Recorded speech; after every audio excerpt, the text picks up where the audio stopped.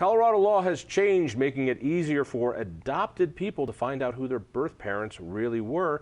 A lot of that has to do with this great legislator here, Lori Saine. Thank you for being here. Thank you so much, John. And Rich, and I'm going to mess your last name, so Uhrlaub. That's pretty good. Close, Uhrlaub.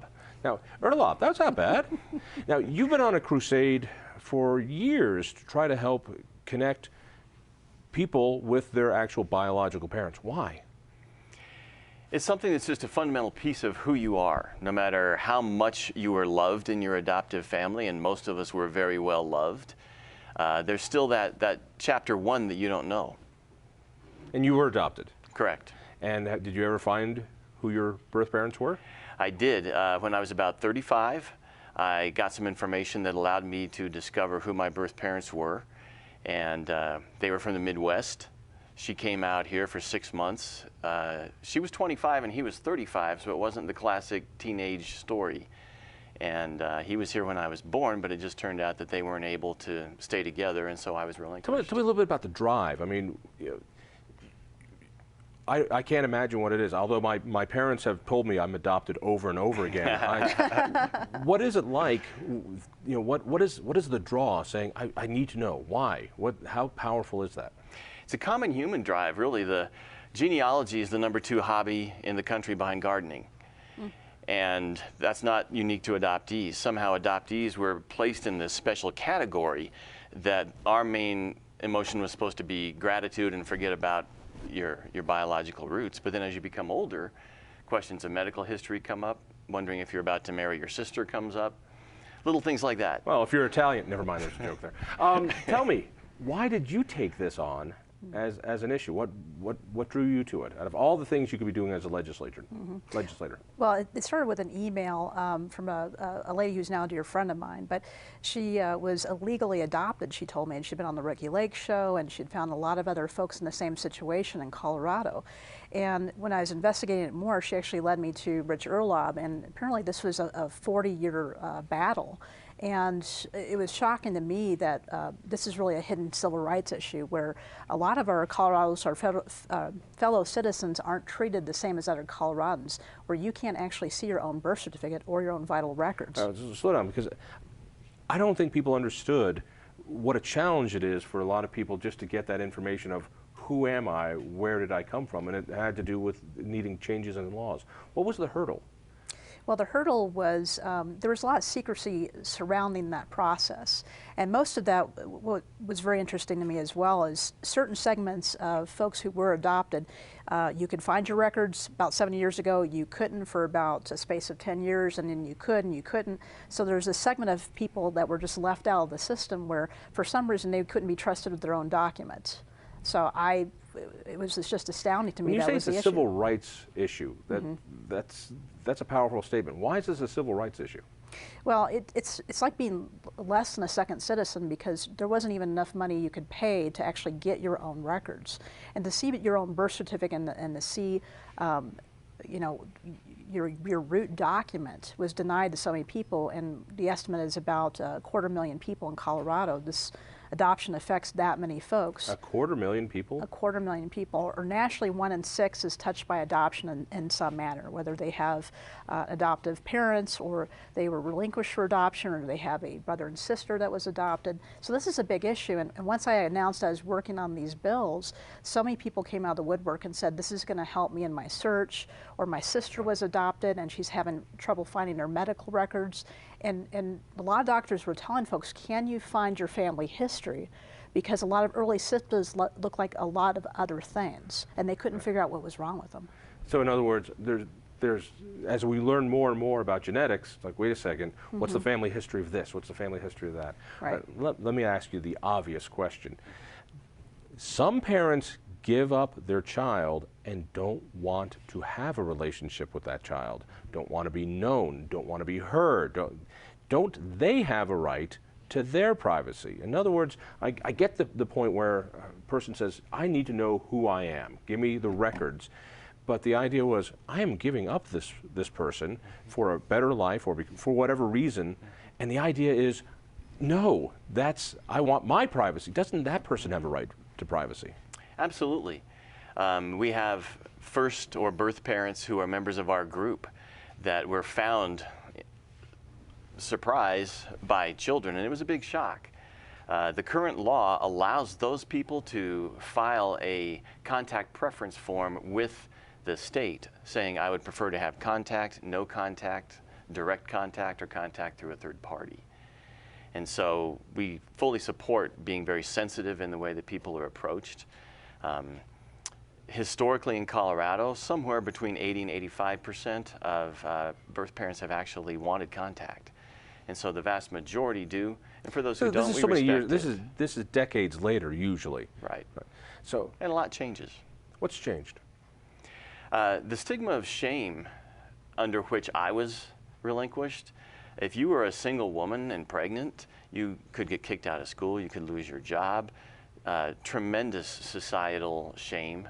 And many of these women did not want to surrender their children, and this is personal testimony I've seen, but they just had no choice. Today there's much more support for them. The stigma of single pregnancy has changed dramatically. Yeah, I can't imagine what it was in the 50s and 60s of, you're what? And no, my daughter is sent away for 8 months and she'll come back after she's at camp or whatever it was. Staying with Aunt Susan. Right. Tell me, I'm curious, as the people find their parents, is it a good thing or is it just a disappointing thing? In other words, I get that you want to know, but when you find out, do adoptees go, I wish I never asked that question? I have met one person in 25 years who has said that. Can I ask what the reason was?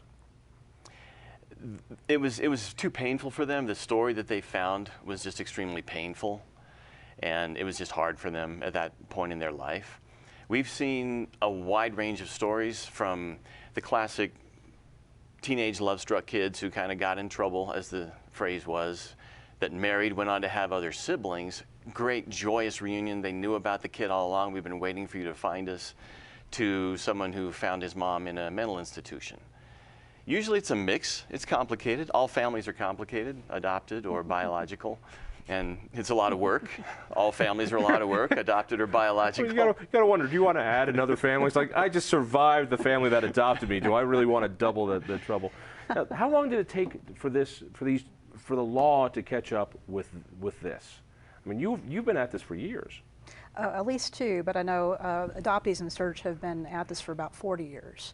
And it's been quite a struggle. One of the bills I ran that we thought would not be as hard to pass as the bill allowing adult adoptees to that information was birth mothers or birth parents access to their own information. And, how do you mean? Well, documents they signed regarding the relinquishment, for some reason, were kept from them, even though they've seen them and they signed them. They couldn't have copies of it. And a lot of these women, back in the 70s and 60s in particular, felt, shame, coercion, disempowerment. Some were signing these papers under a cocktail they called twilight sleep. So having that documentation was really important to them. And a lot of these mothers, I've heard stories from adult adoptees every day on their birthday, they thought about, is my mother thinking of me? And it turns out that they were, because a lot of these women did not want to give up that baby for adoption. And so having that certificate was just a good closure for them. It was really important for them. It was a piece of history for them, but they couldn't. Can they get it now? They can get it now. All right. How happy are you about the changes Lori's been able to shepherd through? I mean, are we there? Or how far are we there? We are, I would say, 95% of the way there. This has been awesome. The changes were incremental over the past 15, 20 years, and this is really the capstone, the full fruition of what we've been trying to do. Main issue left is that as people are getting their documents, they're discovering that some of them were falsified. What? Yeah. You mean they were falsified back then? Back then. Why were they falsified back then? Partly because people knew that there was no absolute guarantee of anonymity, but because of the shame in certain maternity homes, women were checked in under a fictitious name and could only use first names.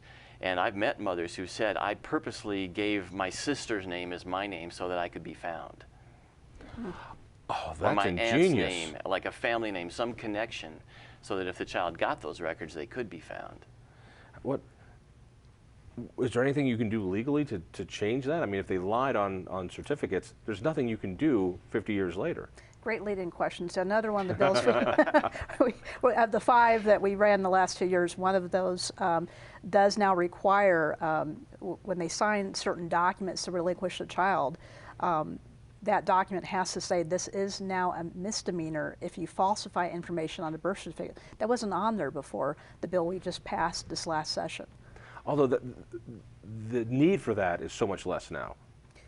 I'm not saying, I don't think that's true, actually. Really? I think there's still a falsification out there. And in fact, there was some adoption rings going on as late as 2 years ago where, especially our neighboring states, where again, somebody would go to a different state like Utah, for example, have the baby there and give it up for adoption. There was even websites set up for that. And some of those adoptions, they would list the mother as being white or the father as being black or Caucasian, and there was a price attached to the baby on this website.